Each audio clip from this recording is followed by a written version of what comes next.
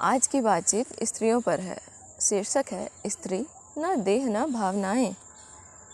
ये बातचीत ऋषिकेश 2020 की है। आचार्य प्रशांत कह रहे हैं, भावनाओं से खबरदार रहना। खास तौर पर स्त्रियों के लिए तो बड़े से बड़ा झंझट होती है भावनाएं। बात बात पर आंसू निकल आते हैं। भावनाओं पर कोई समझ ही नहीं, कोई बस ही नहीं है। फिर इसलिए स्त्रियां गुलाम भी हो जाती हैं। आप दुनिया को देखिए ना, बेचारे स्त्रियां किसी क्षेत्र में अग्रणी नहीं हो पाईं। राजनीति में देखिए नहीं दिखाई देंगी, कला में देखिए कम दिखाई देंगी, विज्ञान में देखिए कम दिखेंगी। वो कहाँ रहती है? वो बस घरों में दिखाई देती हैं। और इसमें सबसे बड़ा योगदान उनकी भावनाओं का है। वो भावुक होकर पड़ी रह जाती हैं और कुछ नहीं कर पाती ज़िंदगी में। तो प्रश्नकर्ता हैं, वो कह रही हैं, आंसुओं से बाहर कैसे निकला जाए और स्वयं को मजबूत कैसे किया जाए। आचार्य जी कह रहे हैं, ये देखिए तो कि आप उन्हीं के साथ अटकी हुई हैं। अटकी इसलिए हुई हैं क्योंकि उन भावनाओं को ही अपना बल मानती हैं। भावनाओं को अगर आप बल नहीं मानेंगी तो भावनाओं को पोषण भी नहीं देंगी। तो प्रश्नकर्ता कह रही हैं, हाँ, हम उन्हें ज़्यादा पोषण देते हैं, हम भावनाओं को ज़्यादा महत्व देते हैं। तो आचार्य जी कह रहे हैं, महत्व भी देते हैं और दर्शाते भी हैं। उन्हीं का उपयोग करके अपने काम भी बनाते हैं। प्रश्नकर्ता कह रही हैं, भावनाओं के माध्यम से खुद को ही प्रताड़ित भी करते हैं। काम कितने बनते हैं भावना दिखा दिखा कर? आचार्य जी पूछ रहे हैं। कहते हैं, स्त्रियां कहती हैं, मैं रूठ गई, मैं गुस्से में हूँ, मैं दुख में हूँ, तो काम बन जाता है। आगे कह रहे हैं, औरतों से जितनी मुझे शिकायत है उतना मुझे उनके लिए दुख भी है। शिकायत इस बात की है कि वो अपने दुख का कारण स्वयं है। औरतों की जो खराब हालत है उसका कारण वो खुद हैं। भावनाओं को वो अपना हथियार समझती हैं, देह को अपनी पूंजी समझती हैं, देह को सजाएंगी, संवारेंगी, भावनाओं पर चलेंगी और सोचती हैं हमने बड़ा तीर मार दिया। और इन्हीं दो के कारण इतिहास में वो लगातार पीछे रही हैं, देह और भावना के कारण। जबकि स्त्री को कुछ प्रकृतिगत विशेषताएं मिली हुई हैं जो पुरुषों के पास नहीं होती हैं। धैर्य स्त्री में ज़्यादा होता है, महत्वाकांक्षा स्त्री में कम होती है। ये बड़े गुण हैं। अगर स्त्री संयत रहे तो खुलकर उड़ सकती है, आसमान छू सकती है, पर वो इन्हीं दो की बंधक बनकर रह जाती है, तन की और मन की। जीवन देह के लिए नहीं है, देह इसलिए है कि उसका इस्तेमाल करके मुक्ति के लक्ष्य तक पहुँचें। स्त्री में जो एक विशेष गुण होता है वो उसे पुरुष से बहुत आगे ले जाए, और वो गुण उसमें होता है समर्पण का, डिवोशन का। औरत पुरुष की अपेक्षा थोड़ी भोली होती हैं, और एक बार वो समर्पित हो गई किसी चीज़ के प्रति तो समर्पित रहती हैं। ये बड़ी बात है।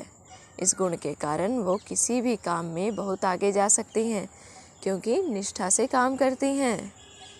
जितनी निष्ठा से एक लड़की काम करती है उतनी निष्ठा से लड़के को काम करना थोड़ा मुश्किल पड़ता है। प्रश्नकर्ता कह रहे हैं, चाहते हुए भी हम उनसे नहीं निकल पाते। आचार्य जी कह रहे हैं, सब निकल जाएंगी, लेकिन बीच बीच में आपको भावनाओं से फ़ायदा मिल जाता है ना, तो आप बहक जाती हैं। आपको लगता है भावना तो बढ़िया चीज़ है, अभी फ़ायदा तो मिला है ना। रोए तो नया हार मिल गया, अब काहे को रोना बंद हो। तन दिखाया, तन सजाया तो बड़ा सम्मान मिल गया। जमाने ने कहा, वाह वाह क्या सुंदर है।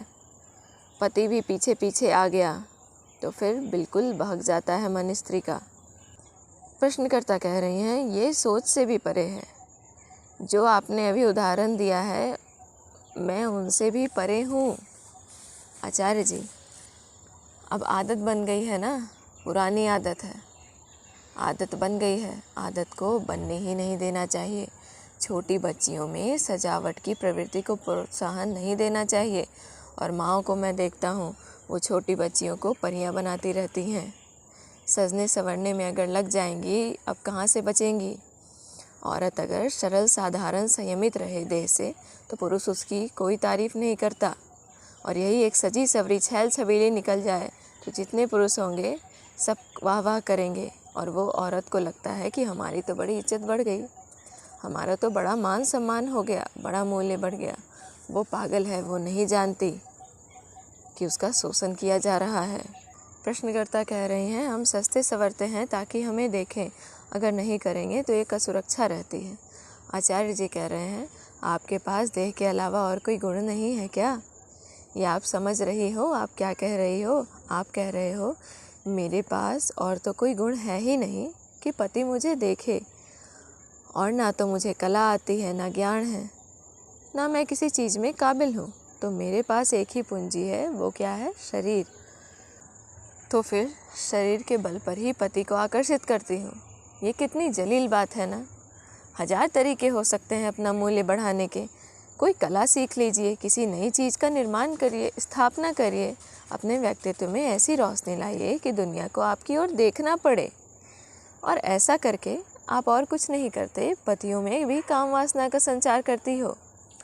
अपूर्णता स्त्री के अविवाहित रह जाने में नहीं है, अपूर्णता स्त्री के स्त्री रह जाने में है। आप कहती हैं जब देखो एक ही बात सोचती है उनको बहका कौन रहा है? शिकार करने की चेष्टा मत करिए, शिकार हो जाएंगी। आप स्थूल रूप से शिकार हो जाती हैं क्योंकि सूक्ष्म रूप से शिकार करने की आपकी भी मंशा होती है। इस बात को स्वीकारिए। हाँ, स्त्री सूक्ष्म रूप से शिकार करती हैं तो किसी को दिखाई नहीं पड़ता। पुरुष स्थूल रूप से शिकार कर लेता है तो पता चल जाता है। जिसे शिकार ना बनना हो वो शिकारी भी ना बने। ये खेल ऐसा है जिसमें शिकारी का ही शिकार हो जाता है।